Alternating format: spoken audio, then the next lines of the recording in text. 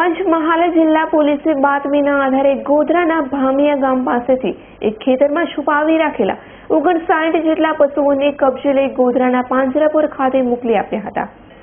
પંચમહાલ જિલ્લામાં થતા ગેરકાયદેસર પશુની હેરાફેરીને ડામવાના પ્રયાસના ભાગરૂપે જિલ્લા પોલીસને એક વધુ સફળતા હાથ લાગી હતી। જિલ્લા પોલીસને મળેલી બાતમીના આધારે ગોધરા શહેરના છેવાડે આવેલ ભામિયા રોડ પાસેના ખેતરમાં પશુઓ છુપાવી રાખેલ હોવાની જણાઈ આવતા Godhra B division, A division, taluka police સહિત એસસીબી સ્ટાફે સર્ચ કરી 59 જેટલા પશુઓ કબજે કર્યા હતા। પોલીસ કબજે કરેલ 59 પશુઓને પરવડી ખાતે આવેલ પાંજરાપોળ ખાતે મોકલી આપવામાં આવ્યા હતા।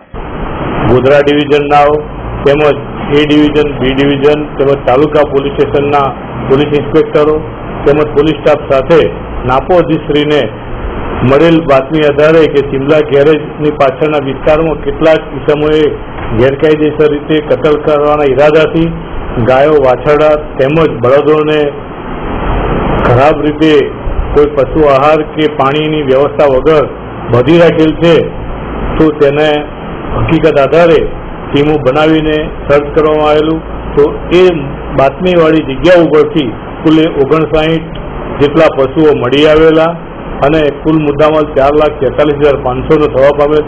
તે તપાસના કામને કબજે કરી તે મુદ્દામાં પશુઓને પાંજરાપોળ ખાતે મોકલી આપવામાં આવેલા છે અને ગુનેગારો વિરુદ્ધ કાર્યવાહી કરવામાં આવી છે। ત્યારે હાલ તો આ મામલે બી ડિવિઝન પોલીસે કુલ 4.43 લાખનો મુદ્દામાલ કબજે કરી પશુ એક્ટ મુજબ ગુનો નોંધી વધુ તપાસ હાથ ધરી છે। અને ભગતનો રિપોર્ટ S9 ન્યૂઝ ગોધરા।